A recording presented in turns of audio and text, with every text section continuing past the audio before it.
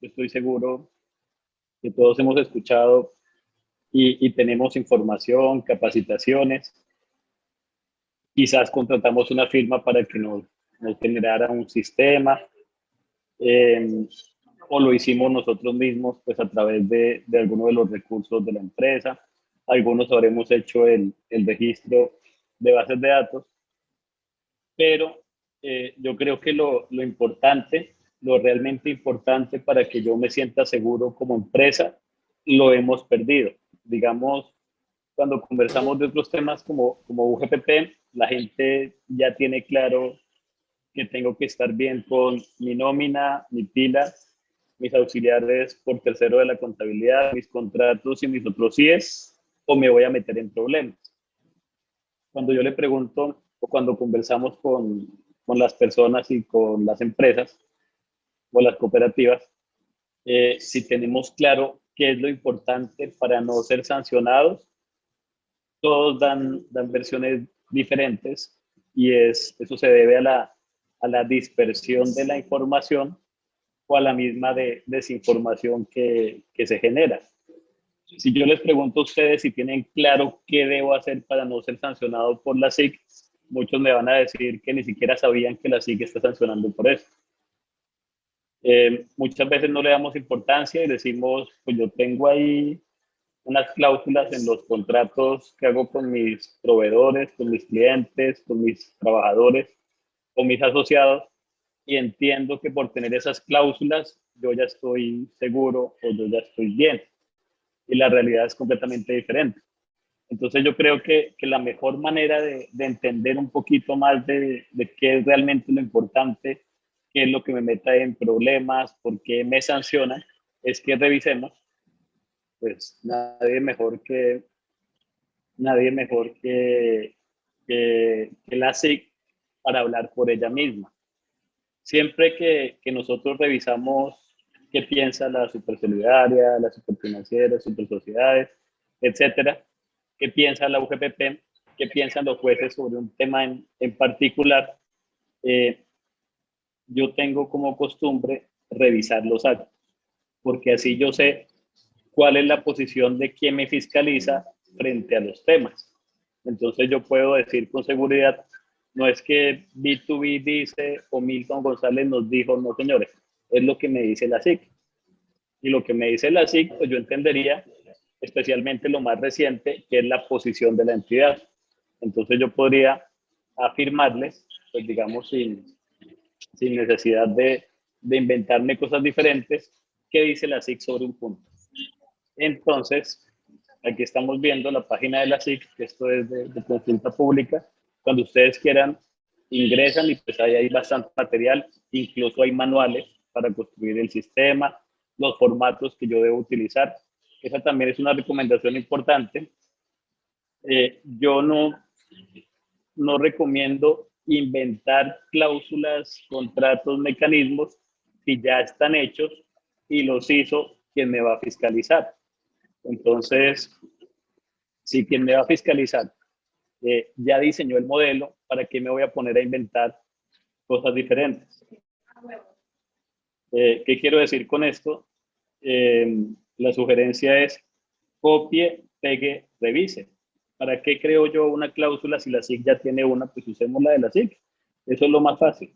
Si la SIC ya tiene la manera en la que a ellos les gusta que nosotros diseñemos nuestros documentos, pues lo mejor es hacer lo mismo. Entonces,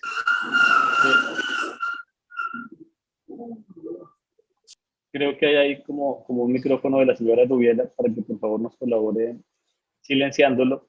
Vamos a iniciar con marketing personal. Marketing personal el 4 de marzo de 2021. O sea, esto es pan caliente. ¿Qué ocurrió con marketing personal? Aquí dice, la fuente debe actuar de manera diligente en la implementación y verificación de mecanismos eficaces que garanticen la veracidad de la información de los titulares con el fin de evitar una suplantación de identidad. Por tanto, debe contar con los documentos que demuestren la existencia de la obligación contraída con el titular y conservar copia o evidencia de la autorización otorgada por el titular de la información con quien entabló una relación contractual. Asimismo, la fuente debe contar con mecanismos que garanticen la comunicación previa al reporte negativo, sea enviada a los titulares y contestar las peticiones de manera oportuna dentro del término legal establecido. En este caso se trata de reportes negativos a centrales de riesgo.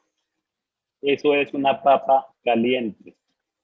Si nosotros de alguna manera consultamos centrales de riesgo y más delicado aún, generamos reportes y lo hacemos de una manera incorrecta, podemos ser sancionados por este tema. ¿Qué tengo que tener presente cuando yo genero créditos o de repente tengo en mis contratos una autorización que dice y autorizo en caso de incumplimiento que se genere el reporte negativo en las centrales de riesgo?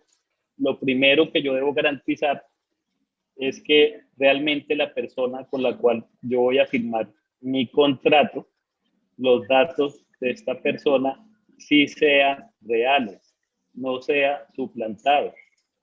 Y esto ha pasado mucho, especialmente con temas de planes de telefonía, etcétera. ¿Qué pasa, por ejemplo, si yo hago un contrato con una persona, esa persona incumple, yo la reporto a centrales de riesgo y resulta que existió suplantación?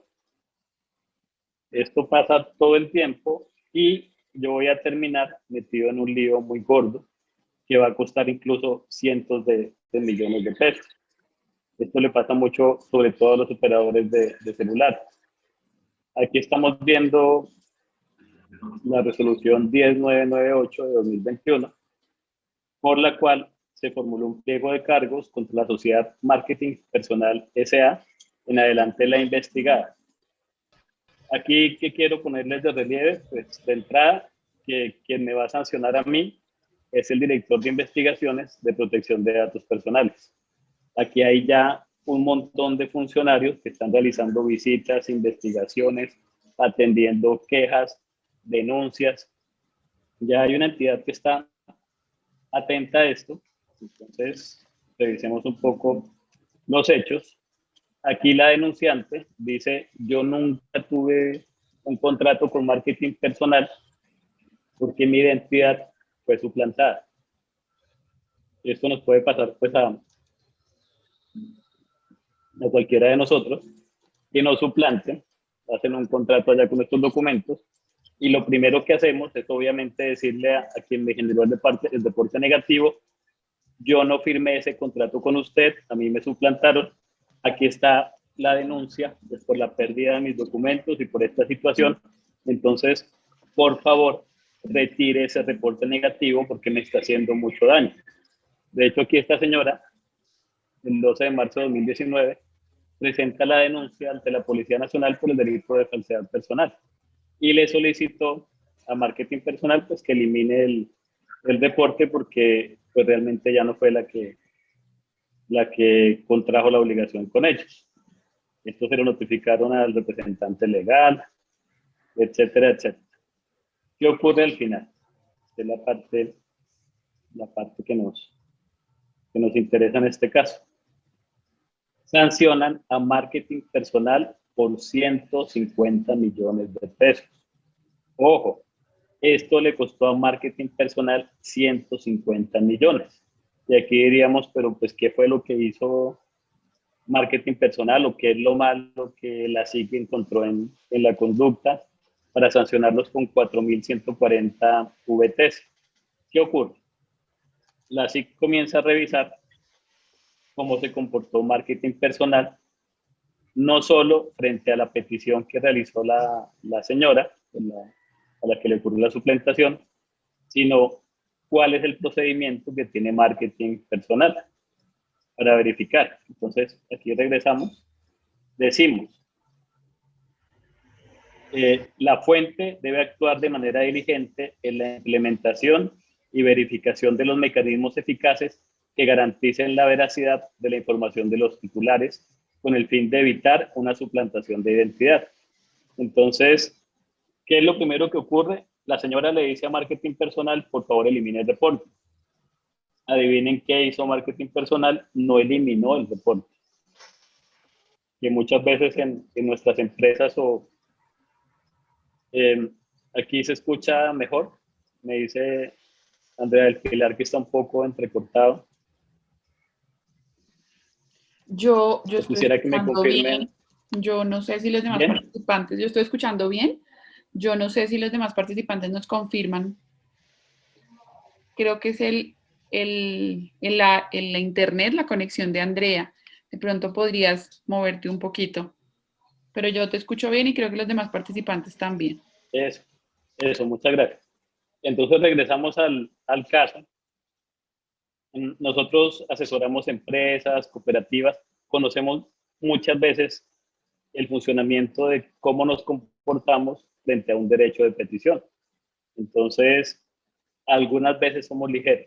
Entonces decimos o no contestamos, o nuestras respuestas pues no son de fondo. Aquí teníamos un problema serio, que la señora dice, mire, me suplantaron, por favor elimine el reporte.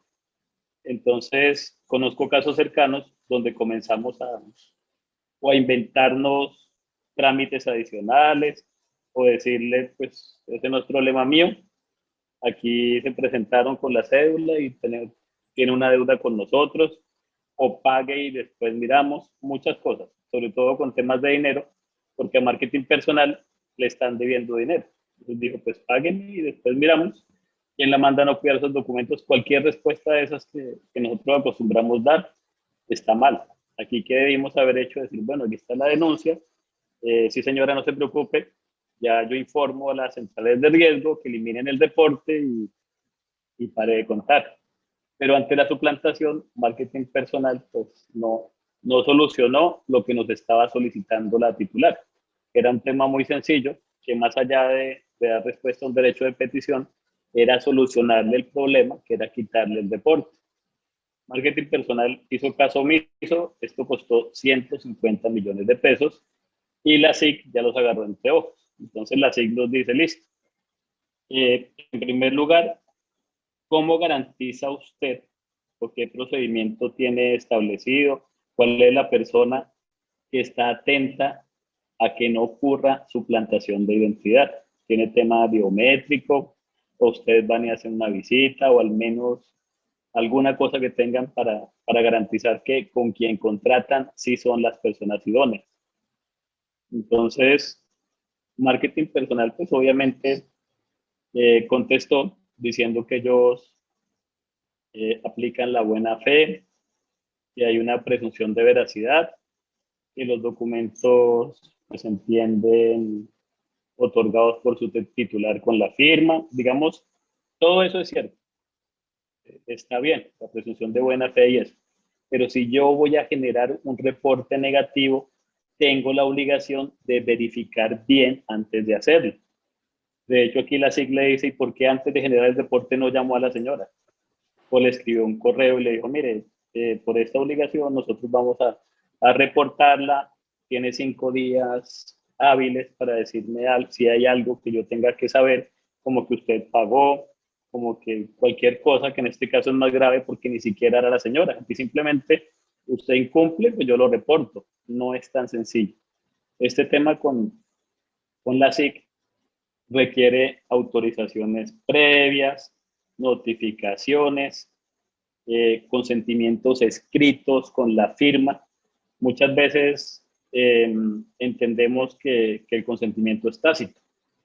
Por ejemplo, decimos en el tema de las cámaras, que eso también es importante, que entendemos que si el trabajador o la persona que está en las instalaciones de la empresa ve las cámaras y no dice nada, entendemos que autoriza con su comportamiento. En temas SIC esto no funciona. La autorización debe ser expresa. Entonces, si yo los visito a ustedes en su empresa y ustedes tienen cámaras en absolutamente todos los lugares, incluso hay cámaras ocultas, yo tendría que autorizar. Es decir, mire, sí, yo autorizo, entiendo que por razones de seguridad, pues aquí se graba, entonces yo autorizo a que ustedes puedan eh, tener un registro de mi actividad dentro de la empresa. O como trabajador, yo entiendo y autorizo, etcétera, siempre y cuando pues las cámaras no estén en un lugar, por ejemplo, un baño o alguna cosa donde la gente se cambia, eso podría ser muy invasivo. Pero en temas de datos personales, autorización. Autorización escrita, autorización firmada. En los contratos de trabajo se puede incluir, pues entenderíamos que el trabajador leyó su contrato y ahí está. Y las autorizaciones tienen que estar en todos los procesos con los que yo tengo relaciones con terceros, es decir, con mis proveedores, con mis clientes, con mis trabajadores, donde yo tenga un cliente interno o un cliente externo, necesitamos una cláusula de protección de datos personales y que esté firmada. No puede ser tácita, no puede ser un correo electrónico que yo digo, pues ahí yo entiendo que usted leyó el correo y ya con eso está tácito. No, necesitamos tenerla y necesitamos guardarlas porque en casos particulares como este, la SIC nos las va a pedir. Va a decir, bueno, muéstreme la evidencia que usted avisó, dónde está la autorización firmada por el titular. Si no, yo me meto en problemas. Entonces miremos este otro. 10 de febrero de 2021, Banco Comercial AB Villas. La protección del derecho fundamental de habeas data se materializa con las peticiones que los titulares imponen ante los responsables del tratamiento para rectificar, actualizar, suprimir sus datos personales o advertir el presunto incumplimiento por indebido tratamiento de sus datos. Por tanto, el responsable debe dar respuesta oportuna, completa y de fondo a las peticiones presentadas por los titulares en el ejercicio de su derecho de habeas data, dentro del término establecido por la ley, no únicamente con ocasión a un requerimiento de la Autoridad de Protección de Datos Personales. Obviamente vamos a revisar la resolución, pero pues vamos a analizar un poquito de esta información. Aquí estamos hablando de entrada de un responsable del tratamiento. Nosotros tenemos clientes que subieron la información relacionada con sus datos personales a la SIC, al Registro Nacional de Bases de Datos. Que recuerdan hace unos años, pues eso fue un tema traumático. Muchos no lo hicieron, otros sí, pero yo haya registrado mis bases o no, tengo que tener en mi empresa o en mi cooperativa un responsable del tema de datos personales. Sí o sí tengo que tenerlo. Puede ser el mismo representante legal, puede ser una persona que maneje otros temas estratégicos, pero el tema de datos personales necesita un doliente, una persona responsable de eso. Si no la tenemos, pues vamos a estar en un limbo donde nos van a sancionar. ¿Por qué yo tengo que tener una persona responsable? Porque esa persona tiene que manejar el correo electrónico donde todos los interesados, que pueden ser incluso personas que ni siquiera son nuestros clientes, sino son terceros, puedan comunicarse para hacer peticiones relacionadas con temas de datos personales. Entonces, ¿qué necesito? Un responsable y un correo electrónico.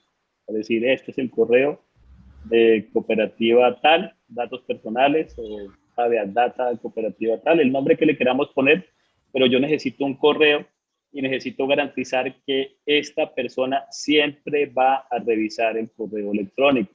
Pareciera que es una cosa sencilla y que ni siquiera tendríamos que decirlo, pero quienes manejan temas DIAN, temas UGPT, temas como estos, entienden que si me notifican de un acto que tenga un término y yo no me doy cuenta, pues incluso puedo llegar a un embargo o puedo llegar a una sanción. Entonces, mi correo del boot es importantísimo, alguien tiene que vigilarlo todo el tiempo. Cuando esa persona se va de vacaciones, pues hay que dejar otro suplente y tenemos que firmar algo donde decimos que si usted se encarga de ese correo y a mí me llegan a sancionar porque usted no lo revisó, pues vamos a tener consecuencias que van más allá de lo laboral. Y que el despido con justa causa, pues bueno, lo despedimos porque usted no revisó el correo y a mí me sancionaron con 1.000 millones de pesos o me embargaron todas las cuentas porque usted no revisa el correo electrónico. Pero aquí ya tenemos un daño, que es un daño económico cuantificable patrimonialmente y que usted me va a tener que responder. A este nivel de seriedad tenemos que interiorizar dentro de nuestras organizaciones. Y muchas veces somos ligeros y decimos, bueno, ¿quién cuida el correo? Cualquier persona. Y esa persona se fue y después ya nadie revisó los correos electrónicos, o no entendemos la importancia, o muchas veces nos gusta delegar y decimos, no, yo se lo voy a poner a mi ayudante, a mi asistente, a mi dependiente, al aprendiz a que me revise el correo. No es lo aconsejable, estos temas son muy serios y cuestan dinero, tienen que tener un doliente, una persona de alto nivel dentro de nuestra organización, que sea quien me responda por estar vigilando esos correos electrónicos. Entonces, aquí dos ideas importantes, pues uno, tener un responsable, estar pendiente de mi correo y que cuando llegue el correo conteste la petición. Eso tampoco deberíamos decirlo, pero también pasa. Entonces, la persona revisa la petición y considera que no es importante, pasa a la siguiente y no la contesta, o peor aún si la contesto, doy una frase de cajón o una respuesta de esas que tenemos preestablecidas de vamos a revisar su caso, o por ejemplo casos de Falabella, dentro de los 2 meses siguientes vamos a atender su solicitud, o estamos en proceso, o se lo voy a remitir a la área encargada para que ya ellos miren a ver qué pasa. Todo esto, si a mí me llegan a denunciar, me va a costar dinero. Yo tengo que atender, especialmente en temas de datos personales, mis peticiones con respuestas de fondo. ¿Qué es una respuesta de fondo? Diga si sí o diga si no y solucione el problema, enfrente la situación. No de esas respuestas evasivas de vamos a revisar, estamos mirando, nos comunicaremos con usted. Eso no funciona. Entonces, si doy una respuesta, pues tiene que ser de fondo, como el caso anterior que estábamos viendo. Decir, sí señora, yo ya hice el trámite correspondiente y radiqué la solicitud para que su reporte sea eliminado. Si marketing personal hubiese hecho eso, pues no estaría sancionado, no estaría aquí en la página de la SIC y no estaríamos conversando del tema. Pensemos que cuando una persona me denuncia es porque realmente ya sintió que conmigo no tuvo una solución. Entonces mi negligencia en solucionar la petición pues lleva a esta situación. Y aquí es cuando ya entramos en un terreno de qué fue lo que pasó. Pues lo que pasó es que la persona que revisa el correo o quien contesta las solicitudes o no tiene la capacidad o no entiende la importancia o simplemente no le dio la gana atender esto y ahora yo estoy sancionado por su negligencia. Y ahí también yo me imagino que en marketing personal la persona encargada del proceso pues habrá sido al menos sancionada disciplinariamente, sino despedida. Si a mí por causa de un trabajador es una emergencia, yo tengo que pagar 100 y pico millones, no creo que me vaya a quedar tan tranquilo al interior de mi organización y decir, pues no pasó nada, sigamos adelante, no, porque si pasó algo, tenemos que revisarnos como organización y capacitar o tomar las medidas que sean correspondientes, porque esto no nos puede ocurrir. Entonces, revisemos qué ocurrió con esta resolución. Aquí la estamos viendo. Banco Comercial Avevillas. Entonces, revisemos cuánto le costó y ahorita miramos qué fue lo que le pasó. Entonces, llegamos al final. Ahí están los datos. Esto le costó 10 millones de pesos, que pues para el Banco de Villas obviamente no creo que sean una cifra importante, pero para cualquier organización sí. Y especialmente ahorita que estamos cuidando tanto el dinero.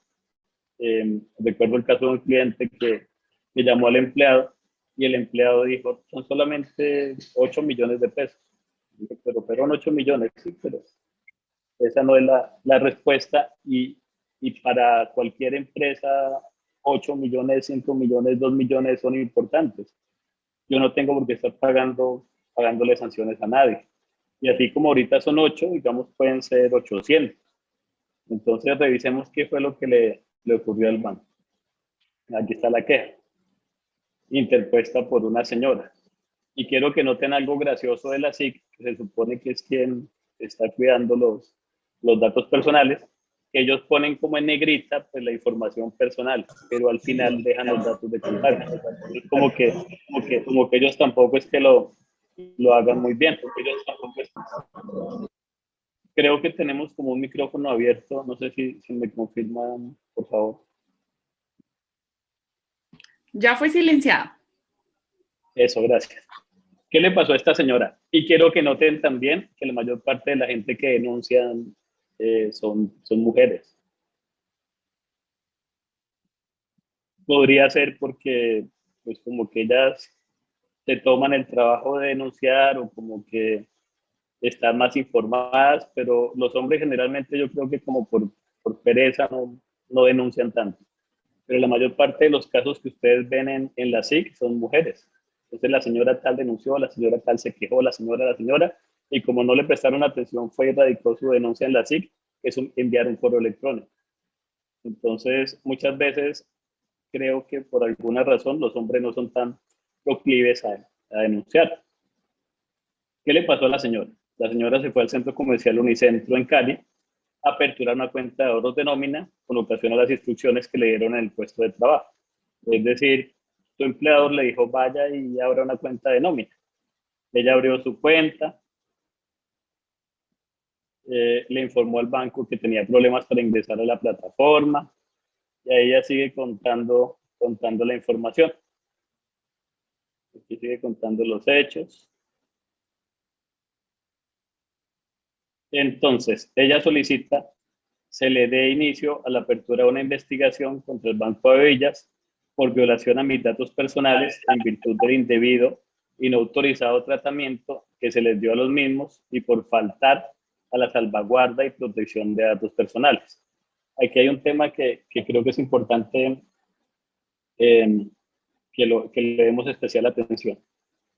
Cuando yo capturo información de mis clientes, es decir, sus correos electrónicos, eh, nombre, número de cédula, la dirección de su casa, de su oficina, cualquier información que yo capturo de mis clientes, de terceros, incluso de prospectos comerciales, toda esta información que yo recibo, a partir del momento en que la tenemos, nos convertimos en sus custodios. Tengo que cuidar esa información. No puedo filtrarla, no puedo compartirla, es un tema muy importante. Y lo más importante aún es que cuando yo recibo todo esto, tengo que contar con una autorización de la persona que me está dando estos datos para que yo los pueda utilizar. Y aquí también es importante que nos revisemos a nivel interno como organización hasta qué punto la información que estamos capturando pues realmente es útil o simplemente somos felices haciendo que la gente llene formularios porque sí. Y también revisar qué cantidad de información yo realmente necesito y cuál es completamente inútil. Pongo, por ejemplo, el caso de mis trabajadores, que muchas veces, incluso desde la entrevista, eh, es probable que exageremos en la cantidad de información personal que estamos obteniendo de ellos. Nosotros tenemos casos, por ejemplo, de clientes nuestros que en los procesos de selección solicitamos información que quizás sea de naturaleza muy sensible. No sé si recuerden hace poco, bueno, hace poco no, hace algunos meses, el caso del triaje en Medellín. Quisiera que me confirmara alguien en el chat si lo recuerdan. Si no, les cuento la historia.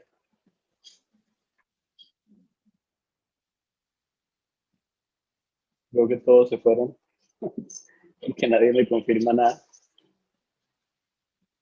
Ah, bueno, la señora Marcela. ¿Qué ocurrió? La señora María Fernanda, gracias. Resulta que en Antioquia se casaron tres señores. Eso ya le suena un poco más. Que ocurrió un matrimonio entre tres personas del mismo sexo. La señora Mónica de Pérez tampoco lo recuerda. Entonces les cuento. Catalina Neuta, claro que lo sabe. Un saludo especial a Catalina Neuta. Se casaron tres señores, que de hecho eran cuatro y uno se murió, pero aquí se casan tres señores y es un tema mediático muy importante. Eso sale, pues si ustedes quieren revisar eso en YouTube, ahí pueden ver toda la información porque los entrevistaron y se casaron tres señores y un matrimonio entre tres personas del mismo sexo, muy mediático. Entonces, ese caso es perfecto para entender un poco más de este tema, porque ¿qué ocurre si estos tres señores se casan, pero quieren conservar esta información que es muy íntima, pues para no tener consecuencias negativas a nivel laboral o a nivel personal? Pues es su situación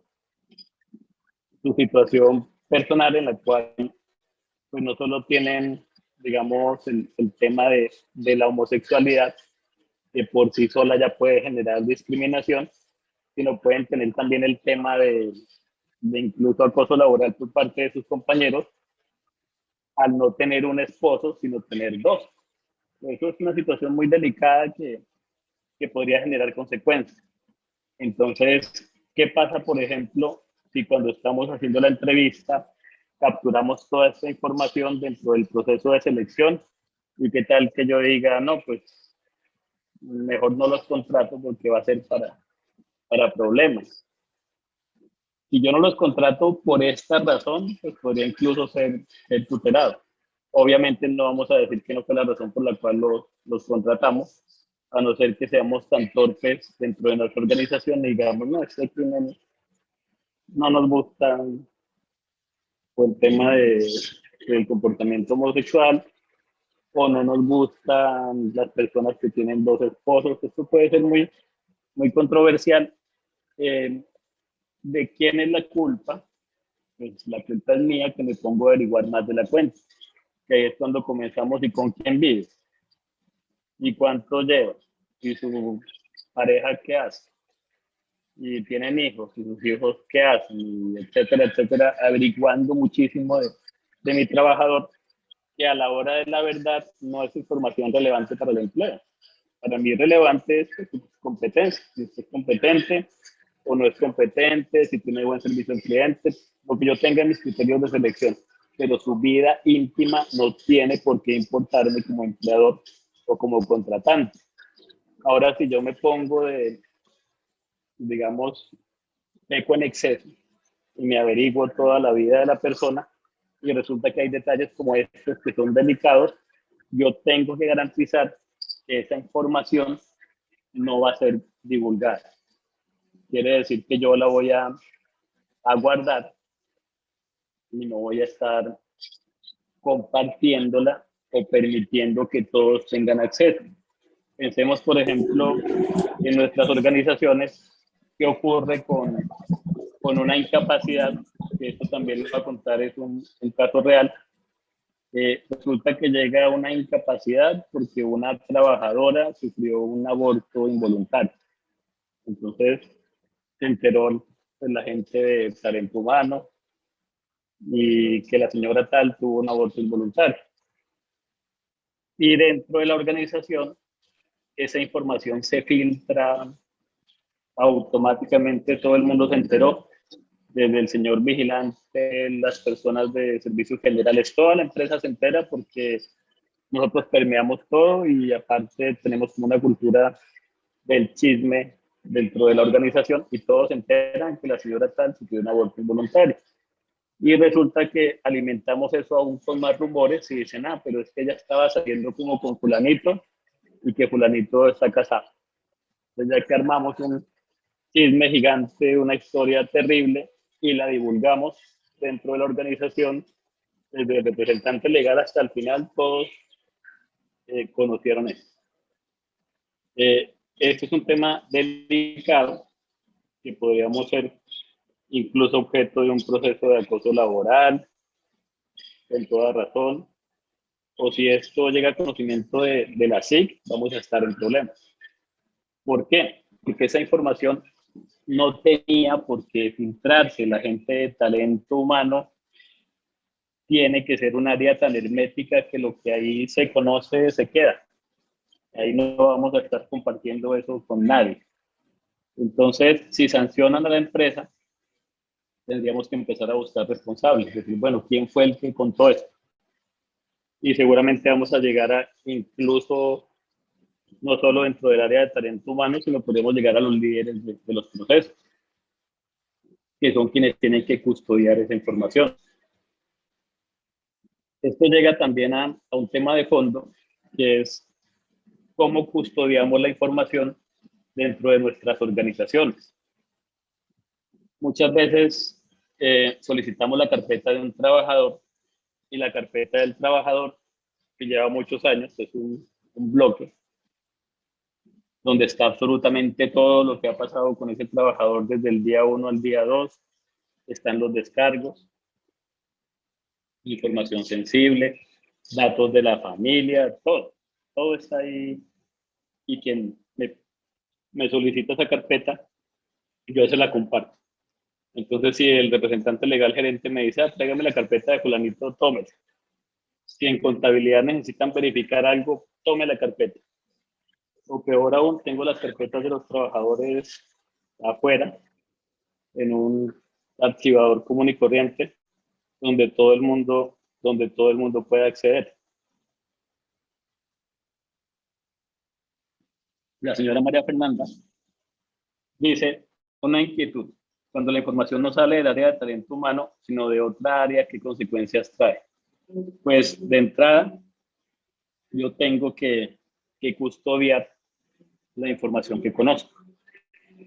Por ejemplo, pensemos el área financiera, como lo tengamos organizado, tiene información de cuánto se gana el gerente, cuánto gana todo el mundo, incluso en organizaciones pequeñas pasa que la contadora de la empresa pues también es la contadora del representante legal gerente y de la esposa y de los socios, y entonces yo tengo aquí toda la información de ellos financiera y tengo la información de ubicaciones. Pensemos que lamentablemente en el país en el que nosotros vivimos, los temas de seguridad son serios.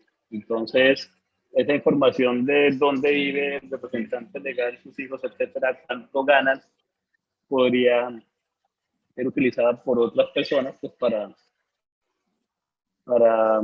actos incluso extorsivos, o por qué no pensar en un secuestro. Entonces ahí vamos a la pregunta, ¿dónde se filtra la información?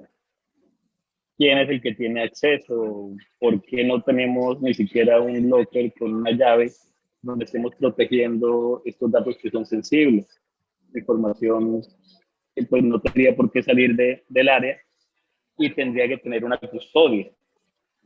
O muchas veces yo tengo la información de la carpeta compartida, todo el mundo ingresa a la carpeta compartida y el que quiera saber cualquier cosa de la organización, ahí están. Pensemos, por ejemplo, proveedores, información de mis proveedores, los precios, información de mis clientes. Yo tengo que cuidar mi información. O sea, no puedo ser ligero con este tema. ¿Cuál es la consecuencia?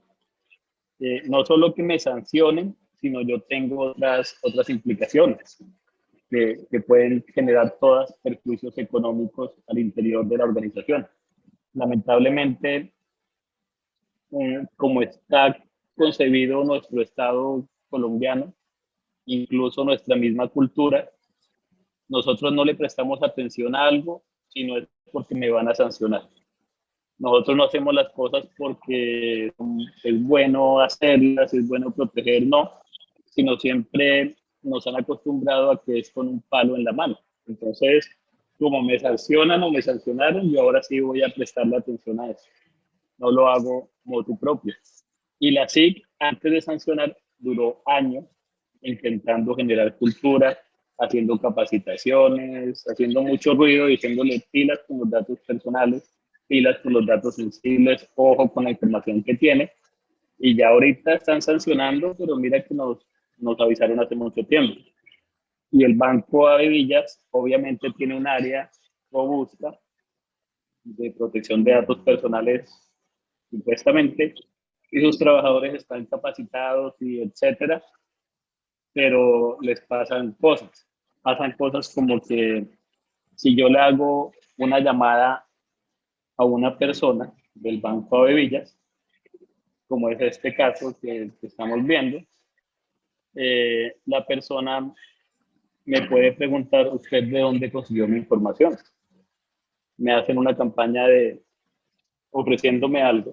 Eso nos pasa todo el tiempo en nuestras empresas, que dicen: quiero ofrecerle una tarjeta de crédito, un viaje, un curso, un servicio. Y ahí la pregunta es: ¿usted quién le dio mi teléfono? ¿Dónde consiguió mi número? No, que usted vino un día aquí al Banco de Villas y llenó un formulario y pues ahí tenemos el número telefónico y queremos ofrecerle una tarjeta de crédito. Como en este caso, la señora contesta, gracias, la señora contesta y dice: yo no autoricé al Banco Ave Villas para que me estén llamando a mi celular a ofrecerme productos. Muéstreme la autorización. Entonces, notemos la posición del Banco de Villas, que dice: no, es que usted llenó un formulario y ahí nos dijo todo. Nos dijo dónde vivía, nos dijo su número telefónico, su información familiar, incluso nos contó que tenía referencias comerciales, cuentas en otros bancos. Usted me dijo muchas cosas importantes porque iba a ser mi cliente. Al final no fue, pero yo estoy utilizando esa información para venderle productos comerciales. Entonces, ese es un tema delicado y que también aquí quiero hacer un paréntesis sobre un punto que es muy importante que entendamos, y es la finalidad de la información. Cuando usted me da información, tiene que tener un fin legítimo. ¿Cuál es el fin legítimo? Por ejemplo, en este caso del banco, pues yo la doy para que me contacten, no a ofrecerme productos, sino me contacten, por ejemplo, si hay un acceso no autorizado a mi cuenta. No sé si estoy siendo claro sobre esto. Me gustaría también que me confirmara, porque este tema de la finalidad es fundamental. Entonces voy a regresar sobre la idea. El Café Occidente me confirman que sí, Mónica de Pérez también, muchas gracias. La finalidad no es todo. Entonces, si yo voy a recibir tu información, yo tengo que listar las finalidades con las cuales yo la voy a utilizar. Por ejemplo, en el caso del Banco de Villas, yo diría: bueno, entonces tu información pues la voy a utilizar para fines de seguridad, que es para protegerla a usted, para conocerla a usted como cliente, porque yo tengo aquí un tema de SATLAS y etcétera, muy robusto, y tengo que verificar con quién vamos a hacer negocios, que esto no sea para lavado de activos, financiación del terrorismo, etcétera. Y para fines comerciales, yo también le voy a ofrecer productos, pero ojo, yo no puedo hacer esas cosas genéricas que digo y autorizo para todo esto, para 100.000 cosas. Y digo: es que la señora firmó. Yo tengo que darle a usted la opción de, para lo que no sea esencial, pues que usted me diga si sí o si no. Entonces, por ejemplo, diríamos: y en este caso, usted autoriza para que el Banco de Villas la contacte con fines comerciales, a su número telefónico y a recibir correos, sí o no. Ella podría decir, o cualquiera de nosotros puede decir: a mí no me gusta que me estén llamando un domingo a las 10 de la mañana a ofrecerme una tarjeta de crédito. No quiero, no me gusta que me estén llamando para nada, porque soy una persona muy ocupada y usted me está interrumpiendo para venderme algo. No, yo sí quiero ser su cliente, quiero tener mi cuenta ahí en el Banco de Villas, tarjetas de crédito tal vez, pero cuando yo la solicite, no quiero que usted me contacte a ofrecerme nada. Entonces yo pongo no. Tenemos que tener en nuestros documentos esa opción de salida, decir quiero o no quiero. Yo no puedo obligarlo a que usted, si quiere ser cliente nuestro, entonces tiene que estar recibiendo correos electrónicos, etcétera, o llamadas. No lo puedo obligar. Yo tengo unos mínimos de seguridad donde si usted quiere ser mi cliente, tiene que suministrarme. Por ejemplo, que yo le diga al Banco de Villa, sí, pero es que a mí no me gusta dar esa información de contacto, ni quiero darle algunos datos que usted me está solicitando. El banco puede decir, qué pena, pero pues si quiere ser nuestro cliente, especialmente por el tema de lavado de activos y financiación del terrorismo, necesito saber que usted es una persona así, que es el perfil de nuestros clientes, porque si, por ejemplo, usted está en una lista Clinton, pensemos, pues yo no voy a tener una relación con usted porque aquí no nos vinculamos con personas que estén asociadas a actividades ilícitas, lavado de activos, delitos conexos, etcétera. Digamos, ahí tenemos que construir un documento que sea muy claro para nuestro cliente potencial, para nuestros empleados, donde digamos, ¿para qué voy a utilizar su información? Que usted me diga si sí o si no, y cuál va a ser la duración de este documento. Yo no podría decir, es que usted hace 20 años me autorizó para, no, yo tengo que darle un límite a esta relación donde usted me comparte información que para usted podría ser potencialmente sensible y que yo la voy a cuidar. Yo tengo mi autorización, guardo la autorización, pero tengo que custodiar esa información. Pensemos cuánto saben los bancos de nosotros. Eso es una locura. O sea, los bancos saben todo, especialmente cuando yo he sido cliente, ellos tienen el registro de dónde ha sido mi lugar de residencia desde que inicié mi vida financiera hace muchos años. Allá saben todo. Mis ingresos, estado civil, todo, con quién me casé, etcétera. Tienen mi huella, temas biométricos, es muchísima información sensible. Yo esperaría que el Banco de Villas y todos los bancos tengan mi información custodiada de alguna manera que sea muy seria. Esperaría que no la compartan, que no vendan mi información, porque eso lo venden también. O sea, yo esperaría que estén mis datos seguros, porque ellos incluso tienen mis cuentas, bueno, nuestras cuentas, y tienen las claves de acceso. Entonces, supondría que en el banco, aunque yo sea funcionario del Banco de Villas, no podría ver la cuenta, el número de cuenta, el usuario con el que la doctora Daniela Gordo ingresa a hacer sus transacciones. Esperaría que eso no ocurra. Supongo que hay unas políticas donde hay unas personas con autorizaciones especiales que son quienes sí pueden conocer esa información y allá tienen eso súper seguro y a mí no me va a ocurrir un fraude desde el banco. Aunque como todos sabemos, sí ocurren fraudes desde el banco en complicidad con los empleados que son quienes tienen acceso a la información. Y el día de mañana que yo tenga un problema con un banco, pues estoy seguro que si no me solucionan voy a vincular a la SIC para que revisen a ver cuándo fue que yo autoricé, dónde fue que lo guardaron, cuáles eran las políticas, los procedimientos, los sistemas de seguridad con los cuales estaban protegiendo mi información. Piensen que aquí estamos ya más que en unos formatos, estamos hablando de un sistema de protección de datos personales que lo tiene que implementar ¿quién? Todas las organizaciones. Quien tenga acceso a bases de datos tiene que tener un sistema, una persona responsable, un conducto regular, un procedimiento para atender las peticiones, una forma de verificar que estas peticiones sí fueron resueltas de fondo. No es simplemente, como muchas veces entendemos dentro de nuestras organizaciones, que copiemos unos formatos y pongámosle arriba el logo de nuestra cooperativa, de nuestra empresa, y ya con eso yo tengo aquí mi sistema. No es solo el sistema. Tengo que tener el sistema, la persona, las capacitaciones, incluso el lugar físico donde guardo la información es clave. En muchos de estos casos, la SIC ha hecho inspecciones. Entonces, la SIC va a la empresa y, y revisa que yo tenga mi sistema.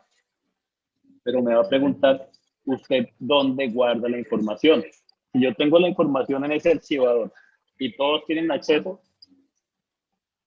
por más procedimientos, capacitaciones que yo tenga, obviamente estoy fallando. Usted tiene todo ahí al alcance de cualquiera y tan es así que se le pierden cosas. Muchas veces decimos si la carpeta laboral de fulanito no está, resulta que fulanito antes de irse se llevó su carpeta. Y eso yo creo que nos ha pasado muchas veces, especialmente cuando tenemos trabajadores un poco conflictivos, se nos pierde la información, se la llevó, borró el computador. Ojo, estos son delitos, ¿no? Y eso también es importante capacitar a mis colaboradores para que entiendan que si usted me llega a borrar sus correos, pilas, que no son sus correos, son mis correos, son los correos de la empresa. Que si usted me borra una carpeta porque se puso furioso, tiene consecuencias legales también. Que si usted se llevó su carpeta laboral y nunca más la trajo y aquí nosotros estamos ciegos, tiene consecuencias. Entonces, también pensemos a nivel interno qué hacemos con la información, quiénes tienen acceso, tenemos niveles de acceso o todo el mundo puede conocer todo. Hay una persona aquí, entre comillas, que ejerza medio alguna función de supervisión. Este sistema requiere auditorías, como todos los sistemas, que no pueden ser internas, porque si yo, el que hace no revisa. O sea, yo no podría auditarme a mí mismo a ver si yo estoy haciendo esto bien o mal, no funciona así. Yo requiero que un tercero venga y haga las veces de sí y me regañe y me diga, mire, usted lo está haciendo mal, o tu estado como sistemas intermedios tenemos aspectos a mejorar, o me digan alguna cosa, porque el peor escenario es que yo sepa que la SIC está sancionando y yo no haga nada.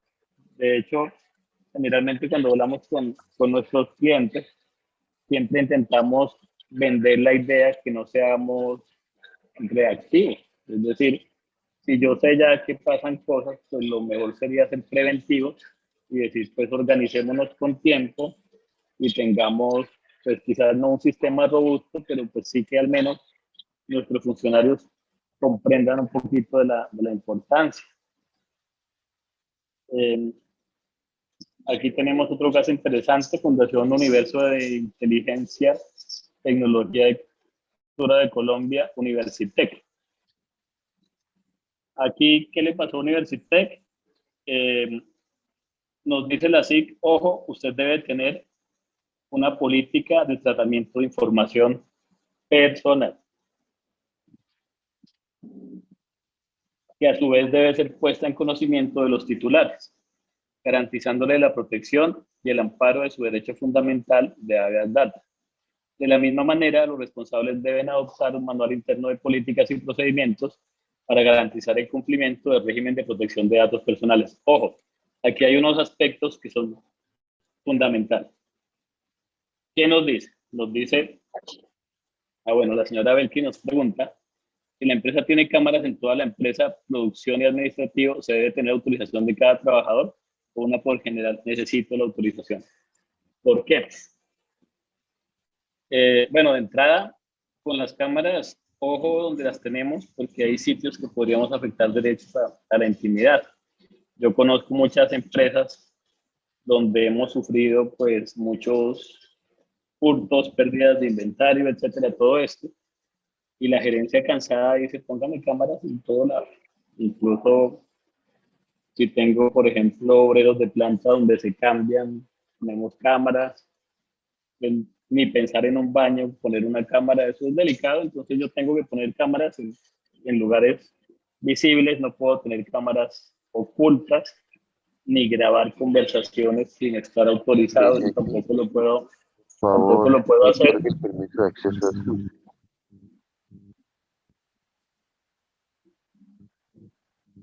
Perdón, creo que el señor William nos está diciendo algo, pero no alcanza a escuchar qué nos decía.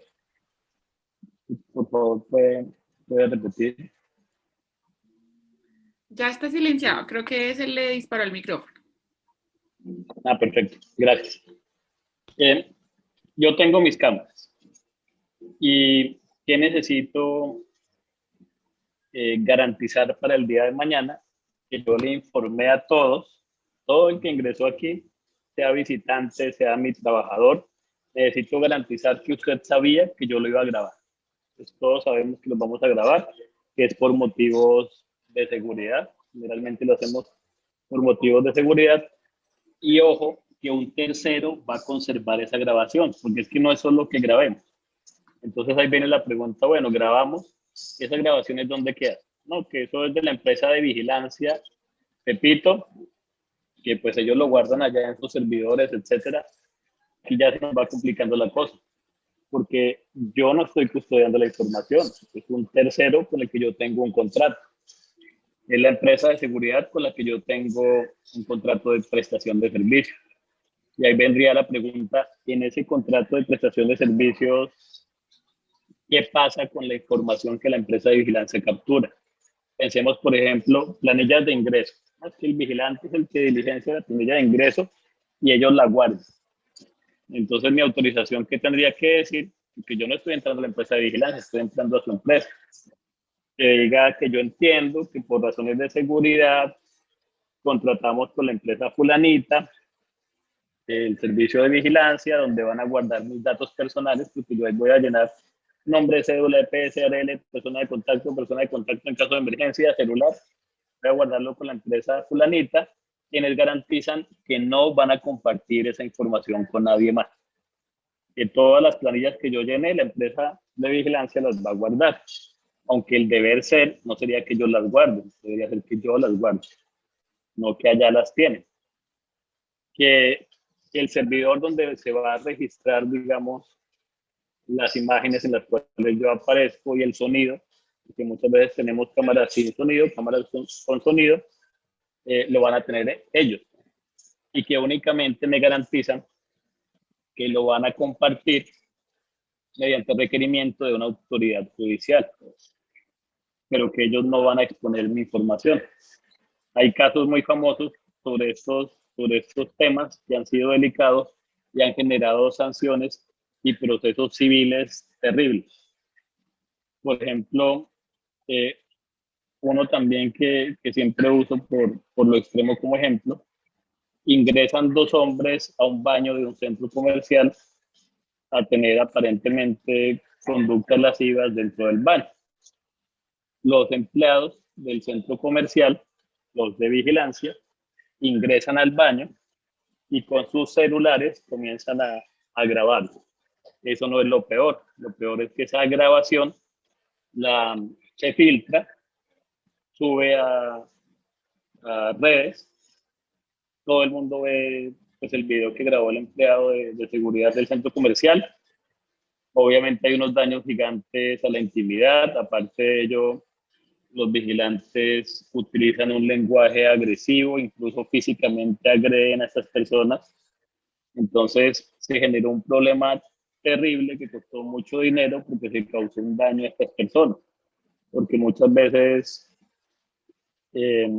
creemos que que al ocurrir en mi centro comercial, al ocurrir en mi empresa, en mi fábrica, en mi planta, yo puedo grabar lo que yo quiera, compartir lo que yo quiera, porque eso es en mi domicilio y eso me autoriza, yo no puedo, eso es un tema delicado. Entonces, yo necesito frente a las cámaras, pues, informar, poner mis avisos y necesito la autorización por escrito. Pensemos, por ejemplo, ¿qué ocurre si yo capturo a mi cajero o a una persona que maneje efectivo? Yo hago el registro fílmico donde se evidencia que está cometiendo un ilícito. Pensemos que el cajero o el empleado que sea se está apropiando de bienes nuestros. Por ejemplo, toma dinero, hurta cosas, oculta cosas. Pensemos en una fábrica que genere un producto y observamos al trabajador tomando el producto y escondiéndolo en su ropa, escondiéndolo en su chaqueta, cambiando billetes falsos por billetes que recibimos, muchas cosas que pasan y está la cámara. ¿Qué ocurre, por ejemplo, si yo hago un despido con justa causa y voy a utilizar eso como prueba? Lo primero que el trabajador va a decir es: yo nunca di mi autorización para que me filmaran. Y vamos a entrar en la discusión con el juez de si podemos utilizar ese registro o no. Conozco casos donde los jueces dicen sí porque fue un delito, entonces no hay problema. Pero otros casos donde dicen sin autorización del titular, esa grabación no tiene ningún valor. Incluso también cuando grabamos conversaciones. Entonces dicen: no, es que yo grabé al trabajador donde dijo tal cosa. Si el trabajador autorizó, no autorizó, entonces yo no puedo utilizar esa conversación. Entonces me sale el tiro por la culata. Por ejemplo, las empresas que graban son más prácticas y graben o no, dicen: mire, aquí todas las conversaciones que ocurran por el teléfono de la cooperativa, todo está siendo grabado. Ya. Entonces yo ya sé que si digo algo indebido o capturan alguna de mis conversaciones extrañas en ese teléfono, pues yo autorizo y está bien, pues es válido, es una regla de juego clara. O por ejemplo el correo electrónico. El correo electrónico es de la empresa. Yo puedo acceder cuando yo quiera. Usted no debe tener ahí contenido personal o cosas extrañas en mi correo. Esa información, si bien es cierto, tiene su nombre, por ejemplo, fulanito de tal arroba el nombre de la empresa, yo como empleador puedo acceder a él, pero pues obviamente usted tiene que tener eso muy claro. Café Occidente nos dice: si las cámaras solo están en lugares comunes que necesitan la autorización de los empleados, yo necesito la autorización, que digamos es muy fácil de capturar. Incluso en el mismo contrato laboral también la acostumbramos poner, o simplemente diseñamos una cláusula donde se dice: el trabajador reconoce la existencia de cámaras de seguridad, entiende que por su seguridad y la seguridad de los productos que tenemos vamos a realizar grabaciones. Y también tenemos que decir, después que explicamos los fines, tenemos que garantizarle a nuestro trabajador o las personas que están siendo grabadas que vamos a custodiar estos videos, que los vamos a cuidar y únicamente previo requerimiento de autoridad judicial lo vamos a compartir. Pensemos, por ejemplo, en los negocios relacionados con moteles. Piensen en un motel de su ciudad, cualquiera, de su pueblo, de su localidad. Ese motel tiene cámaras a la entrada. Ahí están las cámaras donde llegan los carros, etcétera. Ahí capturan información. Piensen en el daño que podría generar, por ejemplo, que esas filmaciones de ingreso o salida se filtren en redes sociales o se filtren de cualquier manera. Eso podría generar un problema muy grande. Entonces es importante el tema. La señora Juliana González nos dice: ¿qué sucede con las grabaciones que hacen los ciudadanos en la calle cuando hacen denuncias? Digamos, aquí es importante que entendamos cuáles son los datos que son sensibles, cuáles son objeto de protección y cuáles no. Y esto ha sido muy, muy confuso porque después de toda la evolución que ha tenido el tema, se ha concluido que es un tema relativo y que es personal. Pensemos, por ejemplo, si una persona sale en redes sociales y dice que tiene SIDA, y yo tengo SIDA, y le cuento a todo el mundo en mis redes sociales, y soy un youtuber y salgo y le cuento a todo el mundo. Si el día de mañana yo comparto esa información, él no podría decir que Milton González está atentando porque está revelándole a todo el mundo mi condición de salud. Yo diría: pero esta información es pública porque usted la hizo pública. Si yo hago la información pública, yo no puedo el día de mañana decir: nada porque yo fui el que compartí. Entonces pensemos que para la persona de este ejemplo, esa información relacionada con su estado de salud ya no es de carácter reservado porque ya le contó a todo el mundo y no es un dato sensible. Pero podríamos tener otra persona que quiere mantener secreto sobre su condición de salud. Entonces yo tengo SIDA y no quiero que nadie se entere porque no quiero ser discriminado, simplemente quiero mantenerlo para mí o para un núcleo muy cercano, no me interesa que esa información se revele. Entonces, si en el primer de los casos yo la revelo, pues no voy a tener problema porque digo es público. Si en el segundo de los casos yo revelo la misma información, me voy a meter en problemas. Entonces noten que la evolución sobre el tema sí es cierto. Esto se convirtió en un concepto relativo. Entonces lo que para mí puede ser un dato sensible, para la otra persona no. Pensemos casos, por ejemplo, desmovilizados. Entonces, yo contraté unas personas que están en un proceso de reinserción, etcétera. Esa información podría ser o no sensible y podría ser o no objeto de protección, pues dependiendo de muchas cosas. Pensemos en madres cabeza de hogar, orientaciones sexuales, políticas, origen, muchas cosas que podrían meternos en problemas. Entonces, como organizaciones, lo que hacemos actualmente es, como ya el tema está tan complicado, pues yo simplemente voy a tratar toda la información que conozco como si fuese sensible. Así de sencillo. Porque para mí como organización es muy difícil decir, bueno, ¿y para usted esto es sensible o no? Para saber si puedo compartir, no. Pues simplemente parto de la presunción que toda la información que tengo es sensible, pongo mis finalidades claras para lo que realmente las voy a utilizar y custodio absolutamente todo. Y así yo me curo en salud y no estoy haciendo distinciones que sí o que sí no. Toda la información que tenemos en la empresa es sensible y aquí la vamos a cuidar y tenemos nuestro oficial de protección de datos personales o el nombre que le queramos poner, nuestro responsable del tratamiento y aquí la vamos a cuidar. La señora Juliana nos pregunta, dice, ¿qué sucede con las grabaciones que hacen los ciudadanos en la calle cuando hacen denuncias? Aquí hay varios temas. Entonces, ¿qué es lo que estoy grabando? ¿A quién estoy grabando? ¿Para qué lo estoy haciendo? ¿Tengo autorización o no tengo autorización? Me puedo meter en problemas también.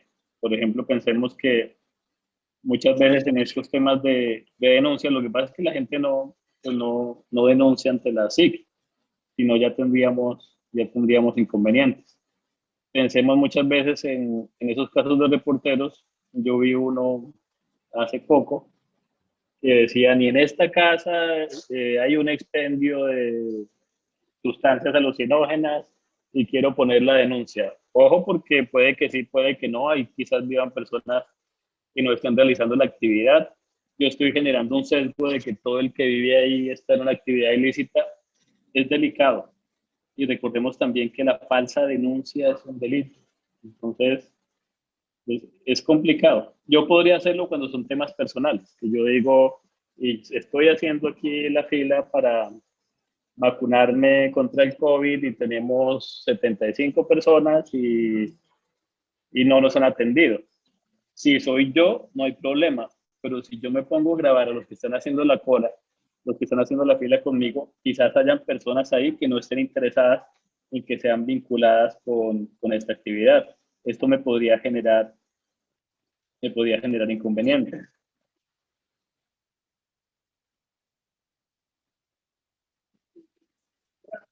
Aquí quisiera preguntarle si alguno de ustedes tiene preguntas sobre el tema, porque creo que ya me excedí incluso un poco en el tiempo de la charla, o si quieren que la demos por finalizada o que ampliemos algún punto. Quisiera que por favor me escriban Doctor Melton, al chat. ¿me escucha? ¿Están ahí? Está la señora Mónica, Doctor Fernando, Mónica de y Pérez. Yo lo estoy escuchando bien. Doctor Milton, ¿estoy oyendo al doctor Fernando de Café Sevilla? No, ¿No me no, señor. escucha? Ah, ya, ahí sí lo escucha. Doctor Milton, una pregunta. Nosotros Señor. tenemos unas cámaras y también esas cámaras pues, están en el exterior del edificio. Y ha ocurrido pues muchos accidentes, incidentes de robo y terceros solicitan ver las cámaras. ¿Es apropiado, se puede entregar esa información o tiene que ser a través de medios legales? El ideal, esa pregunta es muy buena, muchas gracias por formularla.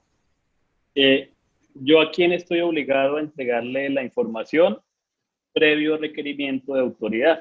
¿Y quiénes son las autoridades? Pues las autoridades podrían ser autoridades civiles, autoridades judiciales, incluso cualquier autoridad. Yo le entrego la información. Pero si un tercero me la solicita, la respuesta es no. Por ejemplo, que yo vaya a su cooperativa y diga, es que yo quisiera conocer o quiero ver las cámaras de video de las 8 de la mañana a las 12 porque me interesa conocer cierta situación, la respuesta es no. Es decir, usted no tengo por qué entregársela. Si la quiere, pues tráigame una orden y con mucho gusto se la entrego.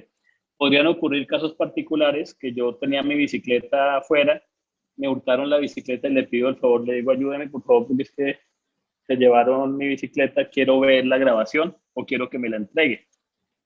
Entonces podríamos hacer esos favores pues, con el criterio que tengamos, pero si el tema nos genera desconfianza o creemos que va a ser problemático, lo mejor es no. Es decir, mire, yo se la entrego, pero tráigame una orden del inspector de policía. Yo con mucho gusto se le entrego la grabación puntual del tema, porque yo no podría entregarle, a no ser que me lo soliciten, decirle le voy a entregar todas las grabaciones del mes, difícil.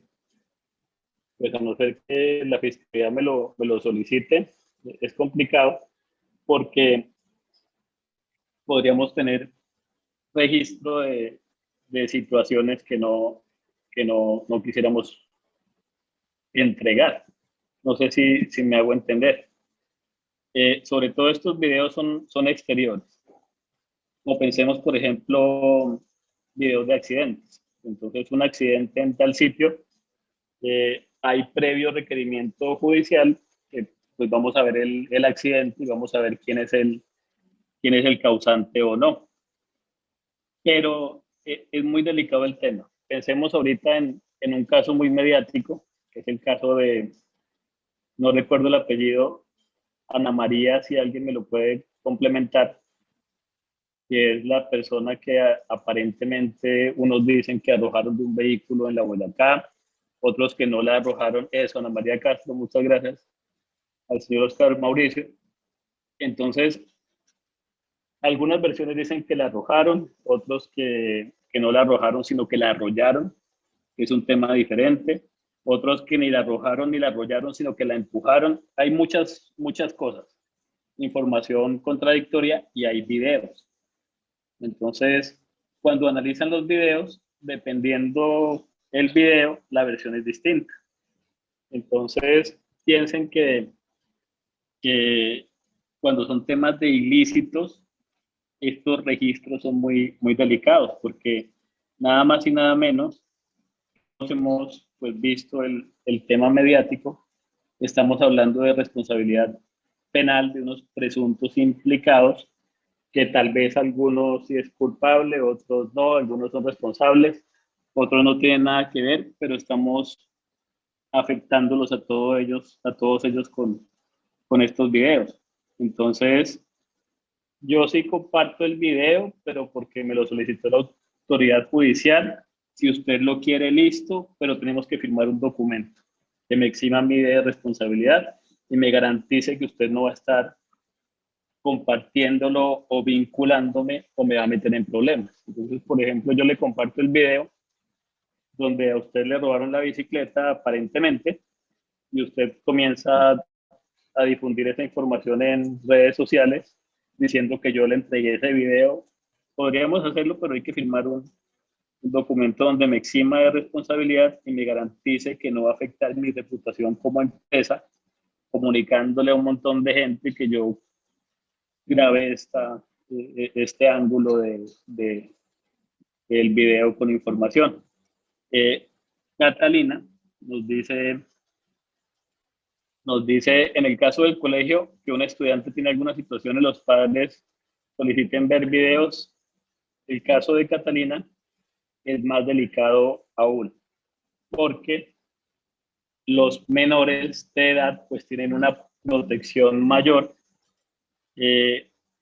especialmente porque pues todos conocemos que hay unos temas muy serios de explotación sexual infantil, que ellos son sujetos de especial protección, de hecho así lo declara la ley, y existen muchos temas de ciberacoso, muchas redes de pedófilos que capturan fotos de niños, es un tema muy, muy delicado. Entonces, la autorización, incluso la autorización de los padres para registros fotográficos, fílmicos de sus hijos es condicionada. Pensemos, por ejemplo, muchas veces dicen, no, es que el padre nos autorizó a subir los videos de los niños, las niñas en traje de baño a las redes sociales.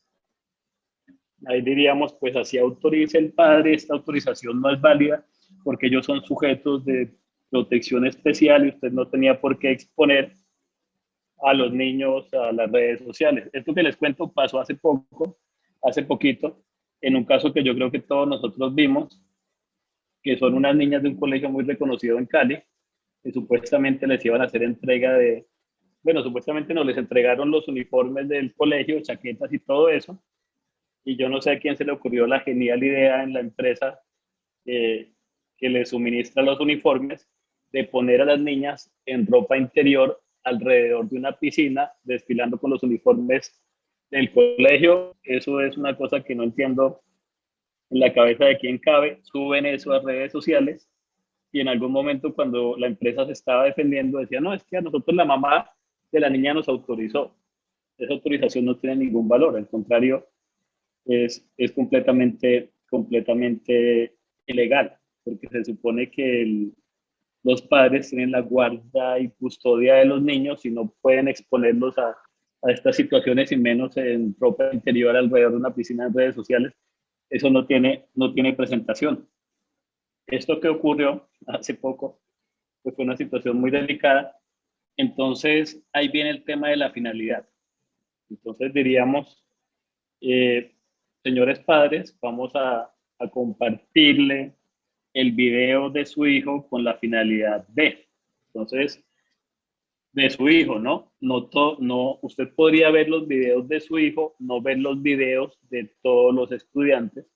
Que, por ejemplo, yo diga, no, es que quisiera ver unos videos porque me contaron que fulanito le expende sustancias alucinógenas aquí a los niños del colegio. El colegio que diría, sí, yo voy a hacer mi investigación interna, pero no lo voy a mostrar a usted en los videos. Yo lo voy a hacer y voy a revisar, pero no voy a permitirle que usted esté viendo videos que involucran a otros niños. En este caso, los padres podrían ver los videos donde salga su hijo solamente, con un propósito definido. Que yo quiero ver tal cosa, quiero ver tal otra, listo, hagámoslo si la finalidad es legítima y yo no estoy afectando derechos de otros niños. Y resulta que en el video, donde supuestamente les están expendiendo sustancias alucinógenas, psicotrópicas, etcétera, hay otros niños, el procedimiento ¿cuál sería? Llamar a los padres de los otros niños, decir, mire, vamos a exponer un video donde salen 4 menores, entonces necesitamos pues su autorización para compartirlo. O muchas veces lo que hacen cuando son menores, que entre comillas es correcto, es que les editan pues el rostro y distorsionan las voces para que no puedan ser identificados. Eso está bien. Y sobre todo, digamos, cuando yo tengo fotos de menores, es un tema muy, muy, muy serio. O piensen, por ejemplo, en caso de un colegio, que esto también pasó, resulta que los correos de los niños de contacto se filtraron y los niños comenzaron a ingresar unas páginas terribles que eran, por ejemplo, creo que una era conversoconextraños.com o converseconextraños.com, y son adultos que en cualquier lugar del mundo están conversando con menores y muchos ponen la cámara, y esto ocurría muchas veces incluso dentro de las instalaciones del colegio donde los niños tenían acceso a los equipos de cómputo. Entonces pensemos en el caso de este colegio, la responsabilidad es muy fuerte. Incluso de universidades, porque en universidades hay menores. Entonces, que ya esté en la universidad no significa que no sea un menor de edad y que yo tenga la obligación de protegerlos de acceso a contenido, y peor aún que tengan este tipo de situaciones de riesgo donde están con extraños que no sabemos quién, pero pues obviamente no creo que una persona decente ingrese a una página hablemosconextraños.com a conversar con menores de edad en cualquier lugar del mundo. No creo que esa persona tenga algo positivo que aportarle al menor que está al otro lado de la línea, no, son puras cosas malas. Entonces, con el tema de los menores es delicadísimo. En alguna oportunidad tuve la oportunidad de conversar con Catalina sobre esto. Todo debe ser tratado con pinzas, porque los padres pues pueden ser los primeros denunciantes. Está el tema de los menores, todo lo relacionado con los niños es muy sensible, incluso cómo custodio la información, que comparto. Pensemos, por ejemplo, en los colegios cuando ocurre el tema de esa chat de convivencia y se registran unos casos muy duros que pueden ocurrir, incluso que tengan, por ejemplo, temas de orientación sexual en un colegio de niños. Entonces, hay unas conductas que están siendo revisadas por la psicóloga del colegio y se hace como un acta, una reunión, algo que pasó. Esa información es más que sensible y si se comparte podría ser un daño terrible, incluso irreparable a las niñas. Muchas veces la consecuencia es sacar a una niña del colegio porque se supo que, o hay un rumor del niño o de la niña en el colegio de que tal cosa, de que tal la otra, y el daño de la filtración de información es tan grande que tuvimos que retirarlo del colegio. No puede estudiar ahí porque el bullying que le están haciendo a los otros niños es terrible. Entonces, conclusión, con Catalina, el tema de los niños es muy delicado. Y en ese interno nos dicen cómo se deben manejar las fotos en el caso de las cooperativas de los asociados o clientes. Por ejemplo, foto de un ganador de una rifa se puede publicar en las redes sociales. Sí, con la autorización. Y generalmente eso nunca lo hacemos. Por ejemplo, en los eventos, pues le tomamos foto a todo el mundo bailando, comiendo, jugando, deportes, etcétera. Pero nunca se nos ocurre decir, oiga, yo quiero publicar esto en la página de mi cooperativa, pues con buena intención, para mostrar que hacemos cosas lúdicas que benefician a, etcétera. Eso está muy bien, pero necesito la autorización. Si yo no tengo la autorización, pues no lo puedo hacer. Para esos temas de autorización yo debo ser práctico. Generalmente, para todo lo que hacemos hay una planilla. Pues pongámosle a la planillita el autorizo sí o no. Entonces, les explicamos de una vez, decir, mire, estas fotos nosotros las vamos a publicar en redes sociales. ¿Usted autoriza? No. Ah, bueno, yo ya sé que a ese señor no le puedo tomar fotos. También hay un caso que ocurrió hace algún tiempo, creo que bastante, en el que un grupo de personas van a un bar, de estos bares bogotanos que en alguna época pues, eran muy famosos. La persona va al bar y le toman una foto, porque pues, se acostumbraban a hacerlo en redes sociales y etcétera. Y esa foto le generó a esta persona un perjuicio muy grande porque la esposa no sabía que el señor estaba allá en ese bar ni con quién estaba acompañado, y fue un perjuicio muy fuerte porque la señora ve que el señor que supuestamente estaba viajando, trabajando, estaba en ese bar con compañía femenina, etcétera. Un tema muy difícil el señor le cuesta pues un matrimonio y va contra el VAR. Dice, yo no autoricé a que ustedes tuviera fotos mías en ninguna red social. ¿Dónde está la autorización? Obviamente el VAR jamás tomó la precaución de decirle, señor, si quiere filmar acá, es un problema terrible que tuvo consecuencias económicas. Entonces muchas veces cosas inocentes como esas que decimos, no voy a subir una foto a las redes sociales, pueden tener unas consecuencias fuertes. Entonces lo mejor es, cuando yo voy a exponer imágenes, pues autorización, ya yo me curo en salud. Entonces, autorizó, yo subo la foto. O la pregunta al revés. Por ejemplo, miremos nuestra página web, las fotos que tenemos y preguntémonos si tenemos autorización para ese uso de esas imágenes o no. Estoy seguro que la respuesta va a ser no. Nosotros nunca tomamos una autorización, pero pues estamos a tiempo de mejorar esos aspectos y pues solicitarle autorización de todo a la gente. Este tema de habeas data es un tema muy denso, que digamos para que lo revisemos en detalle, no nos sirve hora y media, no nos sirven 2 horas, tendrían que ser muchas horas. Si les parece interesante y quieren que sigamos hablando de esto, pues tranquilamente podemos hacerlo nuevamente y vamos avanzando un poquito más en lo que es el sistema. Igual, pues muchas gracias por asistir.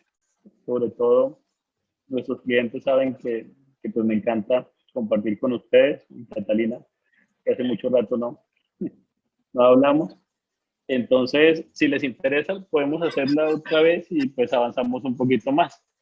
Entonces, pues yo creo que ya con eso pues finalizamos por hoy. Muchas gracias por la asistencia y cualquier cosa que requieran en B2B estamos a su orden. Entonces, les deseo a todos una feliz tarde. Bueno, muchas gracias a todos. Al Tecnitan, como siempre, muchas gracias. Sí, como le dijo él, ese tema es súper denso. Ustedes lo saben, hay mucha regulación y la idea no es inyectarles la regulación porque para eso estamos nosotros. La idea es mostrarles casos prácticos y poderles resolver varias dudas.